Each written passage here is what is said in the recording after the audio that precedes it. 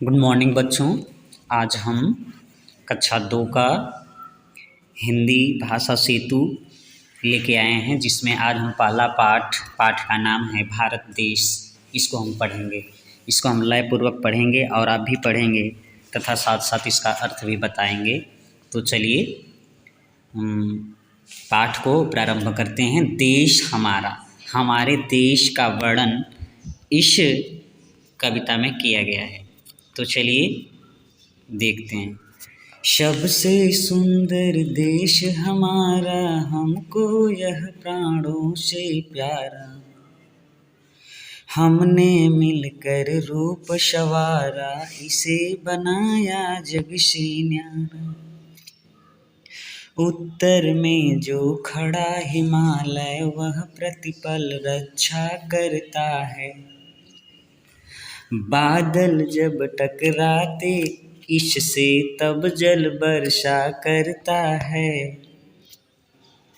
दक्षिण में लहराता सागर, भारत माँ के चरण पखारे। और प्रकृति भी निज हाथों से इस धरती का रूप निखारे। ऋषि मुनियों की यह धरती, पावन गंगा धारा बहती, निज जल से सिंचन करती है, सबके कष्टों को हरती है। आओ इसको शीश नवाएं, इसके सारे दुख मिटाएं, मातृभूमि की सेवा करके अपना जीवन सफल बनाएं। तो चलिए बच्चों, इसका अर्थ देख लेते हैं। सबसे सुंदर देश हमारा, देश हमारा जो है सबसे सुंदर है, सभी देशों से सुंदर हमारा देश है। हमको यह प्राणों से प्यारा है। यह देश जो है, हमारा जो देश है, यह हमको प्राणों से प्यारा है। हमने मिलकर रूप संवारा है, हम सभी लोगों ने मिल करके इसके रूप को संवारा है। इसे बनाया जग से न्यारा, इसे हम लोगों ने पूरे विश्व से, पूरे संसार से न्यारा बनाया है, सुंदर बनाया। उत्तर में जो खड़ा हिमालय, उत्तर दिशा में जो हिमालय खड़ा है, वह प्रतिपल रक्षा करता है। वह प्रतिपल मतलब प्रत्येक पल हमारी रक्षा करता है। बादल जब टकराते इससे, तब जल वर्षा करता है। जब बादल इसी हिमालय पर्वत से टकराते हैं तो वर्षा करते हैं। नीचे दक्षिण में लहराता सागर, दक्षिण दिशा में जो सागर लहराता है, वो भारत माँ के चरण पखारे। वो जो है भारत माता के चरणों को पखार रहा है, धो रहा है, धोने का कार्य कर रहा है। कौन? महासागर। और प्रकृति भी निज हाथों से, और प्रकृति अपने हाथों से इस धरती का रूप संवारती है, रूप निखारे, रूप संवारती है, रूप को गढ़ती है। कैसे? फूल, पर्वत, नदियाँ, पेड़ पौधे, ये प्रकृति के रूप को ही तो बनाते हैं। आगे देखते हैं। ऋषि मुनियों की यह धरती, पावन गंगा धारा बहती। ऋषि मुनियों की, यह हमारा भारत देश जो है, ये ऋषि मुनियों की धरती रही है। पहले ऋषि मुनि इस देश को सुदृढ़, मजबूत और अपनी वाणी से अच्छा बनाए थे।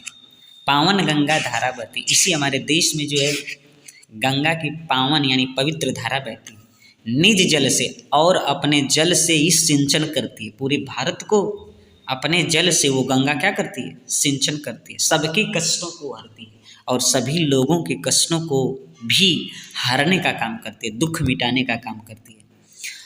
आओ इसको शीश नवाएं। आओ मतलब आइए बच्चों, इसके सामने शीश झुकाते हैं हम लोग, या शीश झुकाएं, इसके सारे दुख मिटाएं और सारे दुखों को भी मिटाएं।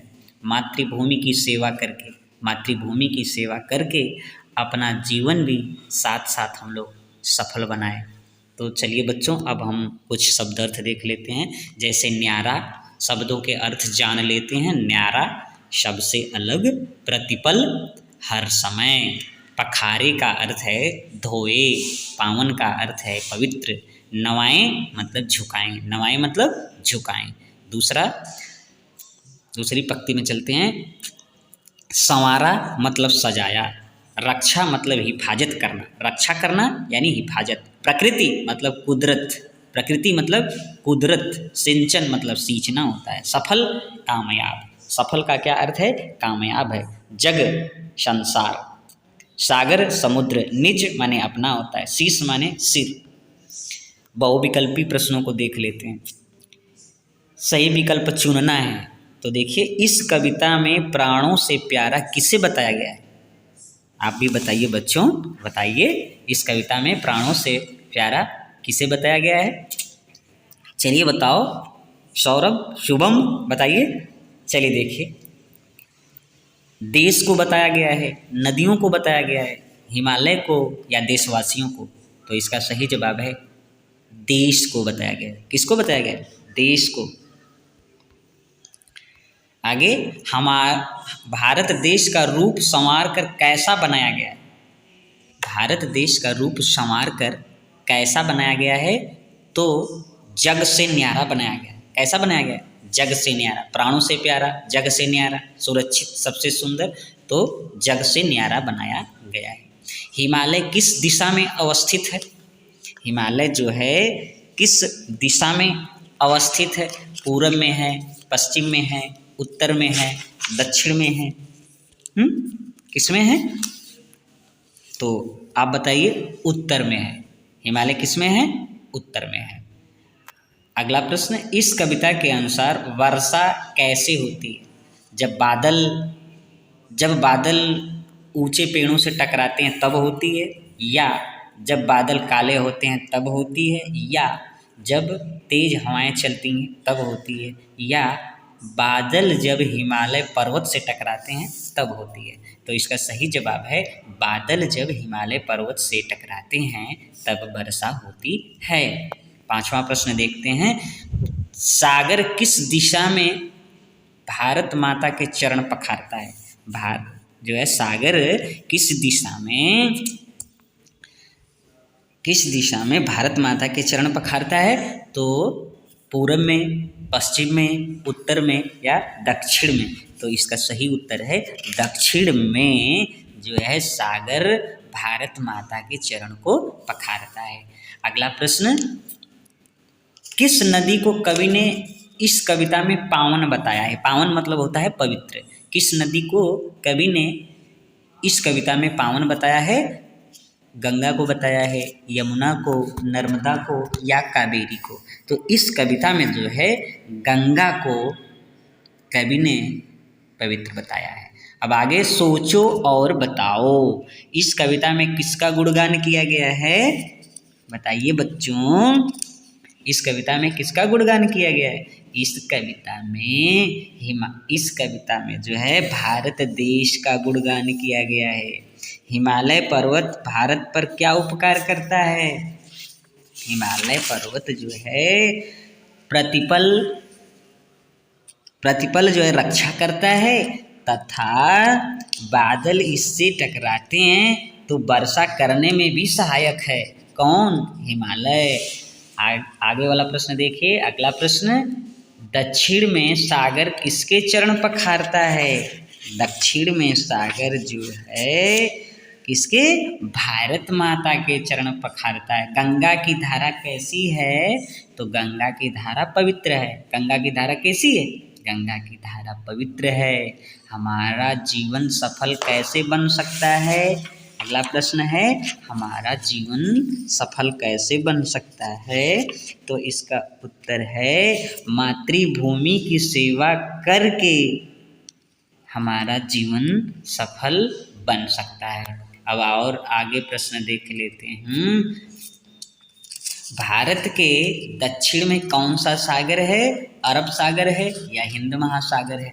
तो आपका उत्तर हो जाएगा हिंद महासागर। जब बादल टकराते हैं तब क्या होता है? जब बादल टकराते हैं तो बिजली चमकती है या वर्षा होती है? तो कविता के अनुसार जब बादल टकराते हैं तब जो है वर्षा होती है। तो बच्चों, और जो बचा हुआ भाग है वो नेक्स्ट दिन आपको बताया जाएगा। तब तक के लिए नमस्कार।